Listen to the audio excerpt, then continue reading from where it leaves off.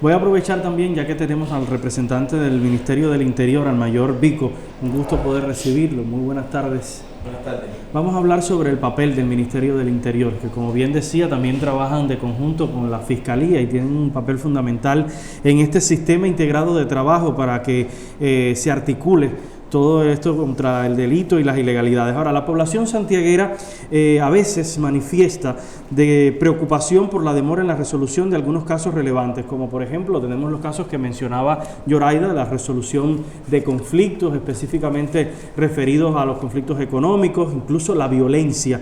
¿Cómo enfrentan estas críticas y qué mecanismos están implementando para garantizar que las investigaciones sean rápidas y también rigurosas? Bueno, primero nosotros partimos del conocimiento de que existen normas jurídicas que regularizan el comportamiento de las personas a nivel de sociedad. O sea, como hacía mención la vicefiscal provincial, hablamos de la ley 151 de 2022 del Código Penal, y en el caso de las violaciones de menor cuantía, los decretos leyes principalmente asociados a las ilegalidades y las indisciplinas sociales. Por eso decimos que en el concepto de delito es toda aquella acción o omisión socialmente lesiva, o sea, que tiene un daño desde el punto de vista psicológico, físico y material, que tiene culpabilidad y que es sancionada por la ley. O sea, hablamos de que el delito es un fenómeno social, no es un producto de laboratorio, que tiene un enfoque multifactorial, como bien usted decía, o sea, desde el punto de vista de la educación desde la familia, a nivel ya del sistema educacional y ya su incorporación en la sociedad. Por eso nosotros le damos importancia a evaluar el comportamiento de las personas a nivel de comunidades y de la sociedad. Ahora, ¿cuáles son los delitos más comunes que se trabajan y se investigan en nuestras estaciones de la policía? Bueno, asociados a la indisciplina social, en primer lugar, los relacionados con la violación en la circulación vial. Hablamos de personas que transitan en vehículos sin ninguna acreditación de la licencia de conducción, que son generativas de accidentes del tránsito. O sea, personas transitando también a exceso de velocidad y sin las condiciones técnicas requeridas para su circulación.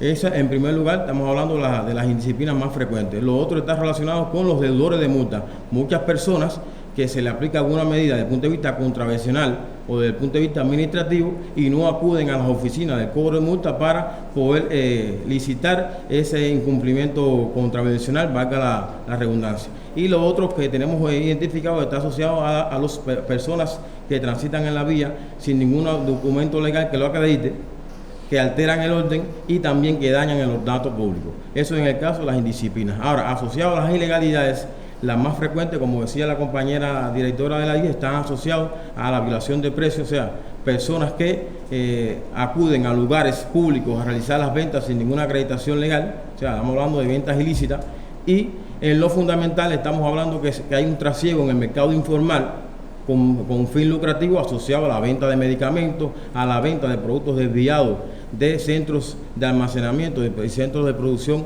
en nuestra ciudad que generan, por ende, un gran número de ilegalidades. Ahora, ya en el caso de los delitos, como bien decía los compañeros que me antecedieron, lo tenemos clasificado a partir de los grupos de familia.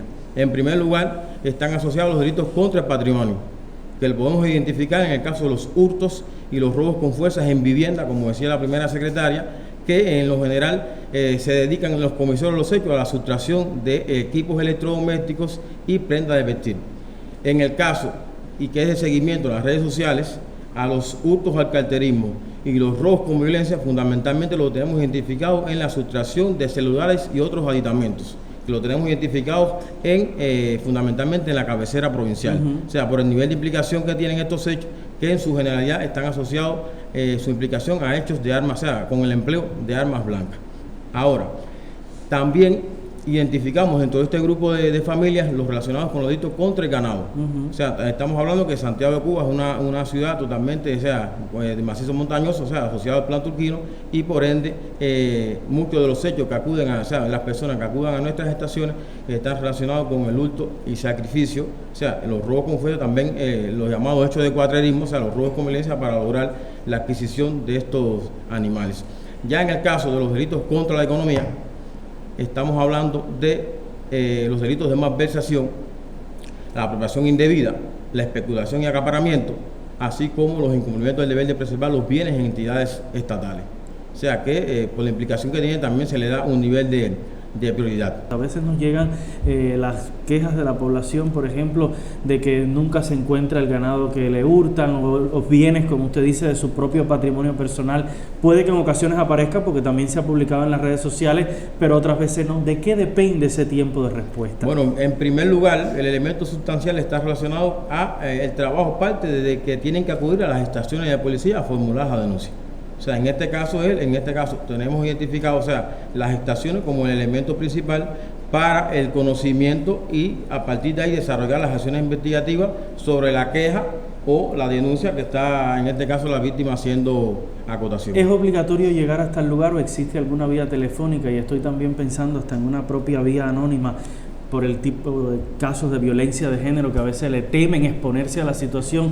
¿Existen esos otros mecanismos que no sea llegar directamente a la estación? Contamos con un sistema de llamadas del 106, donde que es de uso de la población tiene conocimiento, tiene afinidad a esta llamada, donde a partir de ahí se registra y se le da un seguimiento a partir de las órdenes de radio, un seguimiento propiamente del sistema de la policía. Y lo otro que también tenemos a nuestro favor, y es una de las fortalezas, es que contamos con un centro regional de protección de niñas y adolescentes en la provincia, estamos hablando de la altura de Versalles, que en el caso de los hechos donde las víctimas son menores de edad, que en este caso hablamos que el 64% de los delitos de agresión sexual están implicados menores entre 6 y 15 años de edad, este centro, a partir de la especialización de psicólogos, fiscales, jurídicos e investigadores criminales, se le da un seguimiento y una protección esencial a las víctimas que resultan